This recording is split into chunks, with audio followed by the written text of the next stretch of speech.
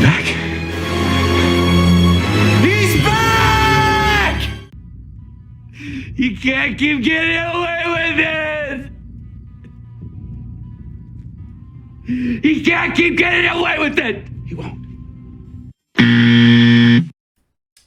Hey, what's up, YouTube? It's Richie from Boston. It's the 25th, it's April, and it's 2025, and I have successfully reclaimed 4 out of 6 channels. So we just got 250,000 subscribers back in the last couple of weeks, and I hired a guy, a social media attorney, years ago when this first happened and tried to get my main channel back, and it didn't work. And then suddenly I come back from the road, and all of a sudden I keep getting emails, 1, 2, 3, 4. Now I've got the banned one, 𝗦𝗵𝗿𝗶, back. If you're not familiar with that channel, this would be it right here. And it's just sitting here like a time capsule from 2020. You know what I mean? It's crazy, but I highly suggest that you subscribe to it and all my others, because who knows when they're going to take me out. And I mean, it's astonishing how many people think that I just stopped making videos. I've been grinding out videos on Richie from Boston TV, BitChute, Rumble, and Odyssey the entire time, the absolute entire time, knowing that they don't really, nobody sees them because they're tough platforms to use, but they're there. You see what I'm saying? And I'm also on Patreon, and I've been pretty active on Patreon lately. But at any rate, I didn't want to make a video because it's late, it's dark, and I wanted to go hit the rack. But one of my subscribers hit me up, and he's from Pebble Beach, and he sent me an email, and I'm going to show it to you. To protect his email, I put this over here on Microsoft Word, but it says, "Hey, Richie, I've got something for you. I'm a local handyman and had to go to a client's house in Monterey. In Monterey, I don't know what that means, to do some work. While I was there, she mentioned that she wanted me to have a look at a few things because the city of Monterey had adopted fire prevention plans and there was stuff she wanted to do. She explained the city had sent them a letter and that the fire department was going to start doing property inspections. I asked her if I could see the letter, and she said she would find it and send it to me, which she did, and now I'm going to send it to you. We also talked about insurance, and their policy is also through the state. There is no option for a private insurance for them. They have a very nice house, above average for that part of Monterey. They are attorneys, and they're not keen on what's really going on, but when it comes to working so that I can provide for my family, I take what I can and keep the chatter to a minimum. You know what I mean. I do. If I couple this with what we saw on Nextdoor, I'm 100% sure that this area is the next target. 100% expect a major fire incident here by the end of the year and preparing accordingly. I think we're fine where we're at, but whatever's going to happen is going to happen. It's going to be close within a few miles. If you have any questions, I can try to fill you in. You can get a hold of me. Maybe it's nothing. Maybe I'm being paranoid. Well, here's the thing. I've said this once, I've said it a dozen times. I went out to LA. I had a problem with somebody in LA, and emails and phone calls weren't doing it for me. So I said, screw it. I'm going there. I've been talking to this dude for years, this, that, and the other thing. And I said, you know what? I'm going to go there and confront this dude face to face.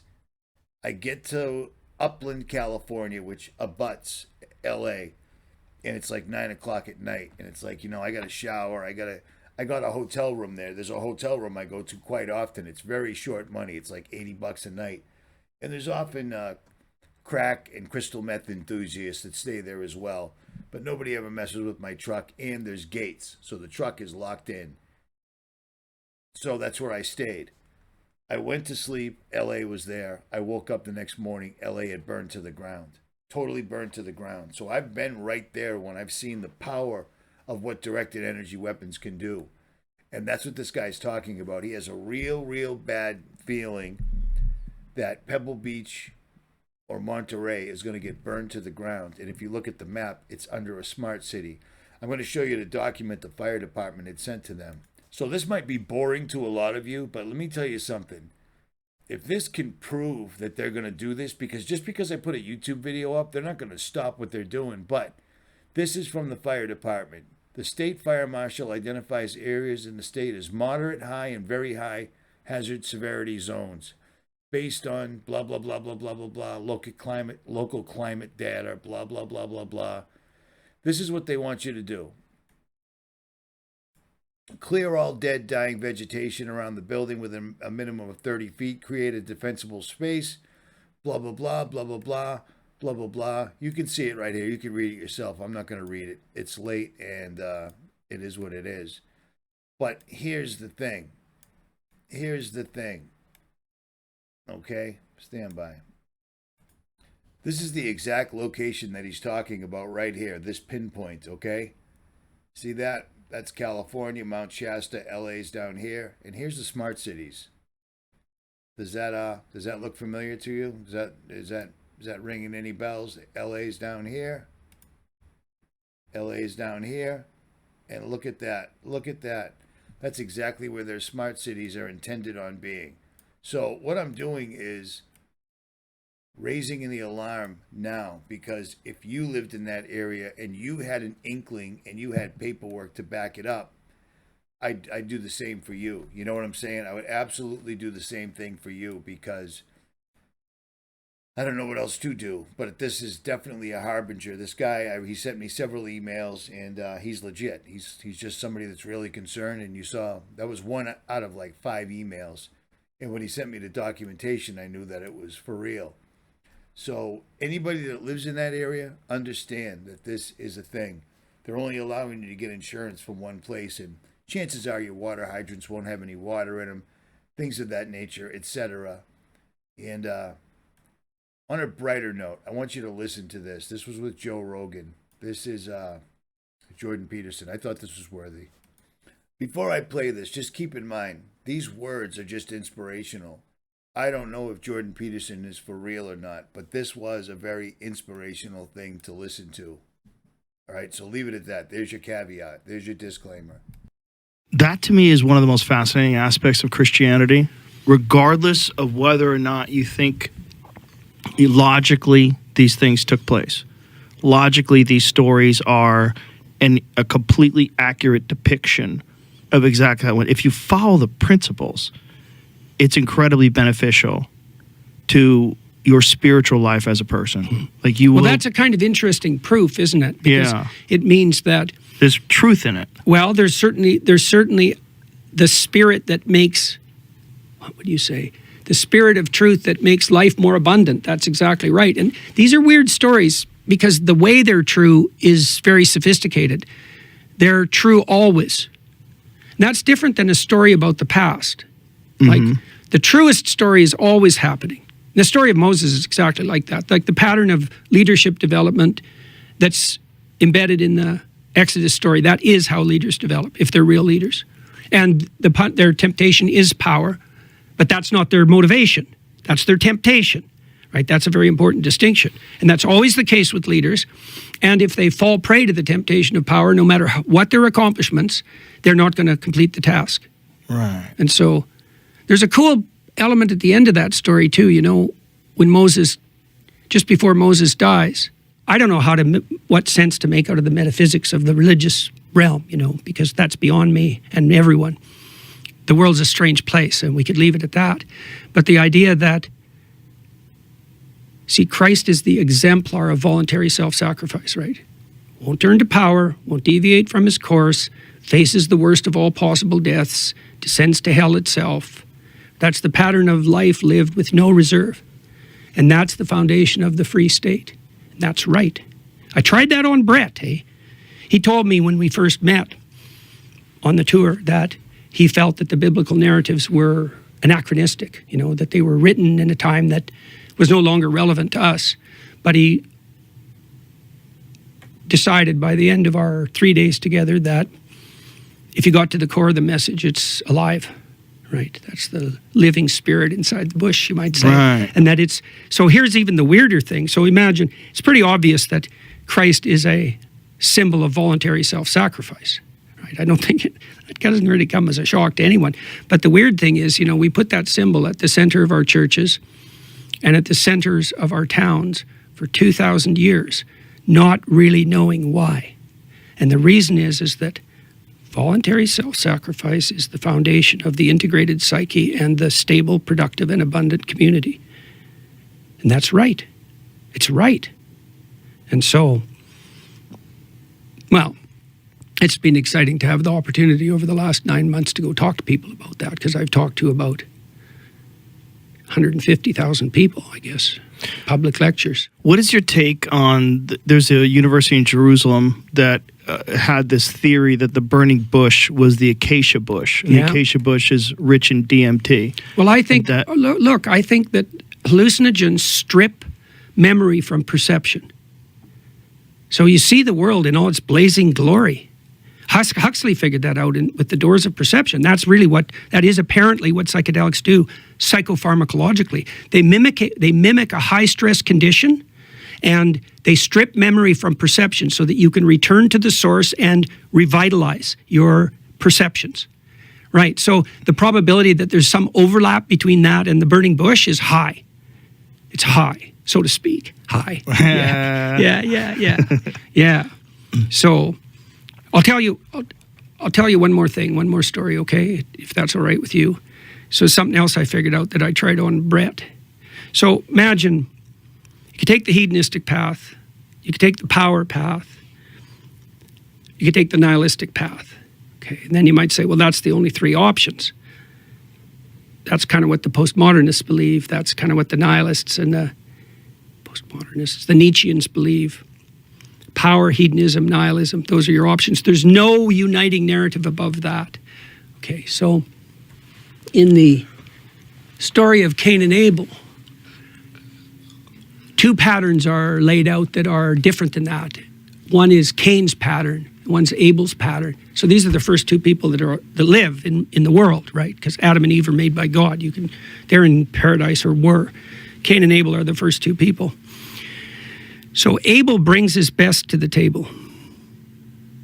So he takes the best animal in his flock, and he takes the best cut and the best part of the cut, and he offers that to God. So he literally brings his best to the table. That's what he sacrifices. And Cain doesn't. So Cain's sacrifices are rejected by God. And God tells him, if you brought your best to the table, you'd be accepted. And Cain gets bitter and resentful and invites temptation in to possess him. So that spirit of resentment possesses him, and then he becomes murderous. He kills his brother, and his descendants become genocidal, and then you have the flood. And so that pattern of sacrifice is established right at the beginning of the biblical texts. Abel versus Cain. Abel brings the best to the table, and that satisfies God. So one question. God actually asks Cain this when Cain complains. He says, wouldn't you be accepted if you were doing your best? And so that's a question of conscience, right? If you're in extreme misery and your life is hollow and empty and you're bitter and resentful, it's like, you bringing your best to the table? Because the covenant proclaims that if you did, you'd be accepted. Yeah, so clearly. Okay, so now the question is, what constitutes, now you have to sacrifice. So sacrifice becomes the foundation of the state, not power, not hedonism, it's sacrifice. And then that motif is played out through the whole Bible, and that's what culminates in the New Testament, right? Total sacrifice as the foundation of the community. So you may or may not have remembered, but I was a huge Joe Rogan fan until Joe Rogan had Neil deGrasse Tyson on. And Joe asked him, this is way back. Joe asked him about chemtrails, and Neil just, pshaw, that's ridiculous, blah, blah, blah. I stopped listening to Rogan back then, and I stopped following Neil deGrasse Tyson. I literally went to Foxwoods to listen to a lecture by Tyson years ago, probably 17, 18 years ago, or whatever it was.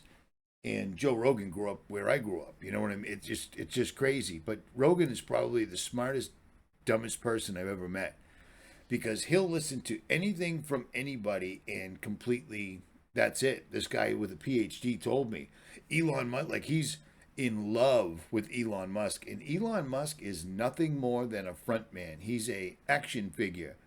Okay? He didn't start Tesla. He didn't start SpaceX. I mean, this is all nonsensical. Completely nonsensical. The United States government just suddenly gives over their space program to anybody that can afford to shoot a rocket up and down with Katy Perry in it. Come on, man. At any rate, when I saw that clip, I don't know where Jordan Peterson's at. I don't know if he's another plant like Russell Brand or like Alex Jones or like any of these people, because Alex Jones is a complete Elon Musk guy. He's a complete Trump guy. He showed his true colors. I told you years ago that this guy was a CIA plant, and the reason I know that is Alex told us that his father was in the CIA. What are the odds your dad's in the CIA and you suddenly pop up and you become the #1 truth channel on YouTube? Come on, man. Come on. Come on. Seriously. At any rate, I don't know where Jordan Peterson is at, if he's for real, if he came around, if he grew spiritually, if he went through all these different things. And I mean, he came down, and this is his absolute... This is exactly what he thinks things are, what he just finished saying. Because what he just finished saying is absolutely right. It's all about self-sacrifice at the end of the day. And the sad thing is, self-sacrifice and sacrifice are the two biggest things. One going up, one going down. And we're watching people right now all over the world getting blood sacrificed by places like Israel, Ashkenazis, etc. Just got this channel back.